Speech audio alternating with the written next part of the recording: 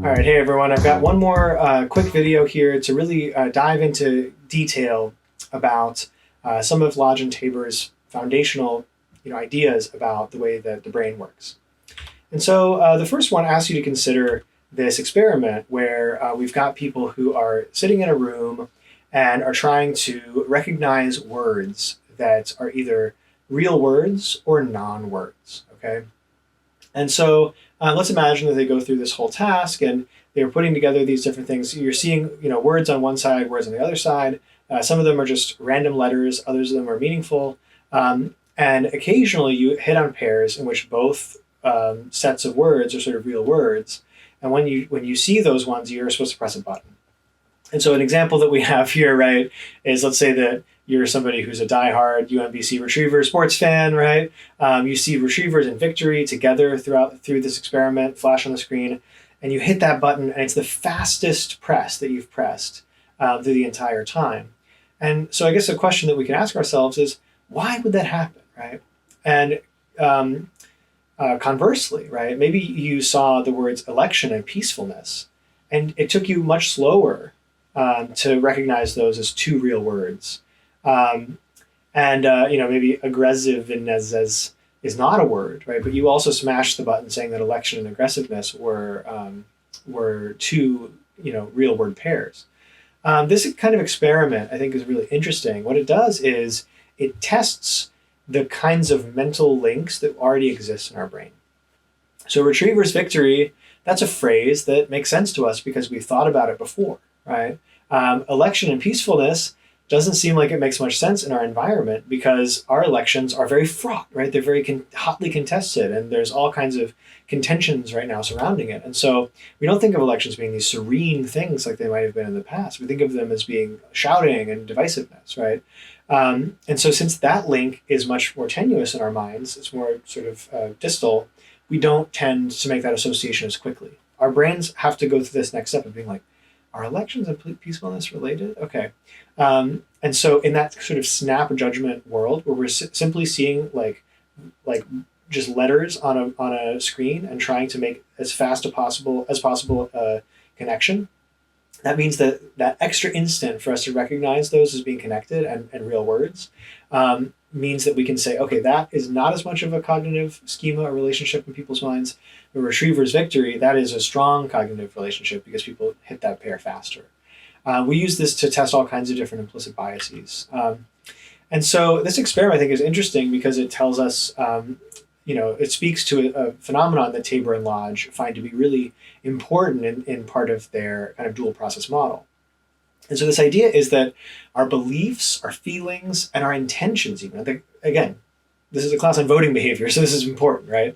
Our beliefs, our feelings, and our behavioral intention, what we plan to do, become contiguously, that means together, right, squished together, activated and unitized. So it becomes a single bundle of ideas. So our minds link these things together so that when, I ask you to think about, one, stimulus, you actually are poised to be thinking about a number of other things that are linked together in your mind.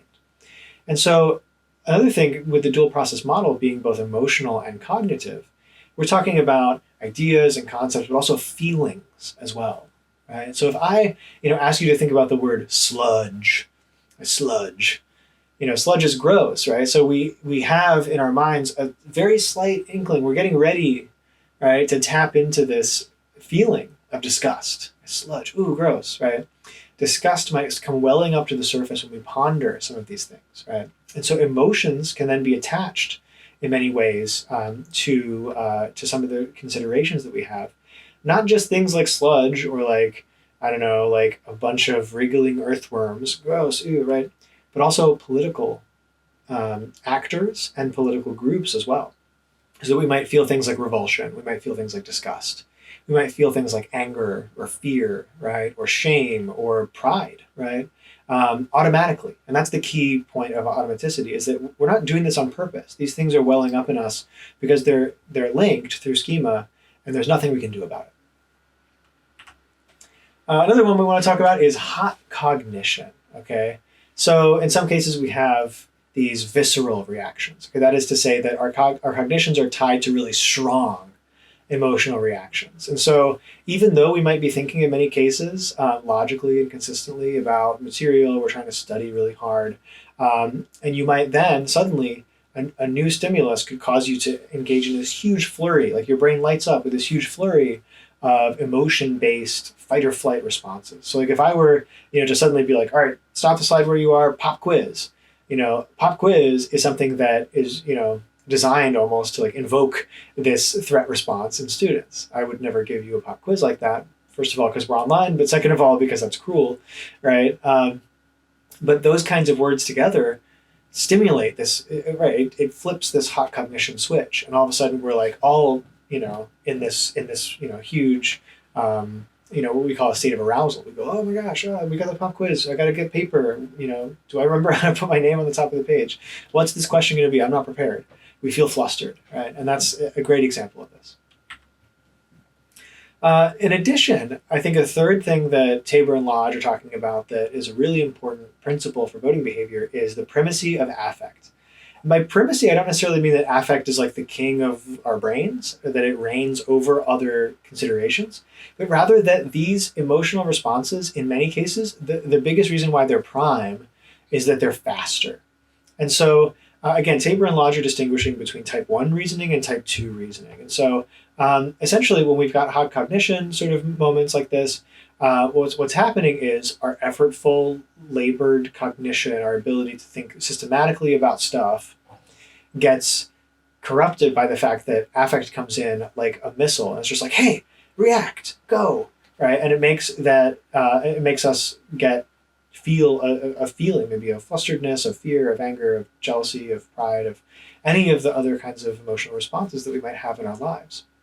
And so this means that we can simplify an otherwise complex choice to just a very knee-jerk reaction when emotion starts to take over. So again, let's think a little bit about how this applies to the world of politics. I think it goes without saying that when our political actors and political groups and sort of political events are suddenly tied to these affective reactions, this means that all of a sudden we go from being very structured thinkers to snap judgment thinkers. So that's important. Finally, we want to think about online processing.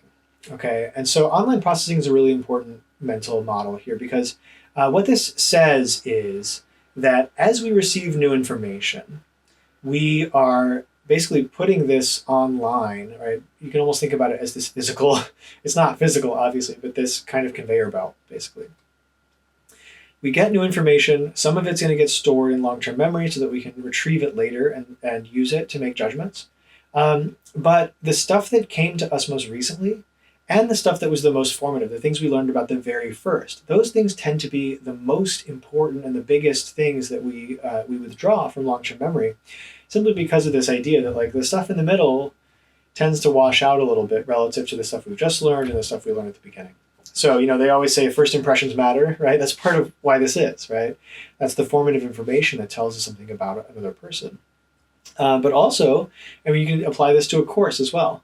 A lot of people will remember the first 2 or 3 weeks of content much better than they will the 5th or 6th week. And of course, they'll remember the stuff they just learned a couple weeks prior. So it's the middle, really, of the course where often there's like the biggest gaps in knowledge when people are studying for finals. So online processing also, I think, has a really important effect on how we make voting decisions because it means that stuff we learned at the beginning and stuff we learned at the end tend to matter a lot more than the stuff that we remember from the middle.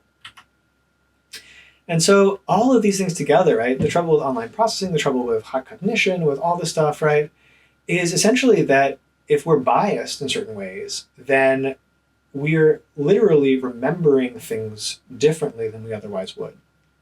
So if this process of acquiring new information about the world and then committing it to memory is being tainted by some kind of process, then that means that truly we will actually come to see the world in a different way than someone else who might not have those same kinds of cognitive biases. So this, of course, goes into questions of like when we hear about the news, right?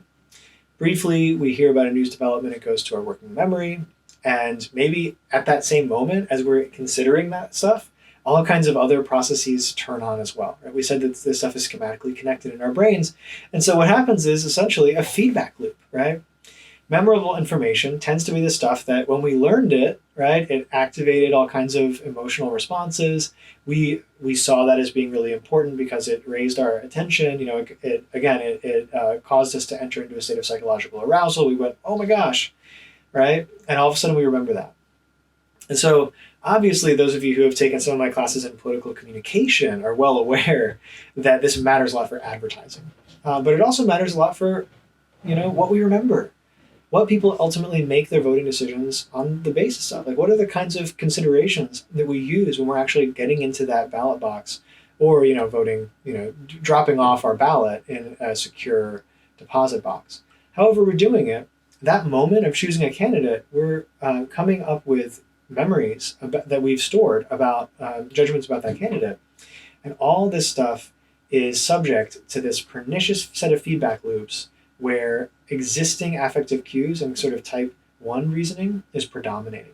So I think all that's really, really important. Lodge and Tabor, I'm not assigning you this sort of like hard, psych stuff for no reason. I think that as we're developing our forecasts for voting, we need to be thinking carefully about how these models might change our assumptions about how voters are actually making choices. Maybe that means that we think they're making better choices. Maybe it means that we think they're making worse choices. Or maybe that's not really relevant. Or maybe we think that just that they're making different choices. But regardless, we can't know much about voting behavior before we start to sort of crack this layer, right? The psychological layer. So keep, a very close watch over some of these concepts. We'll see them reappear in many weeks to come. Hopefully this is useful to you, and I very much look forward to a discussion about this stuff in our next meeting. See you later.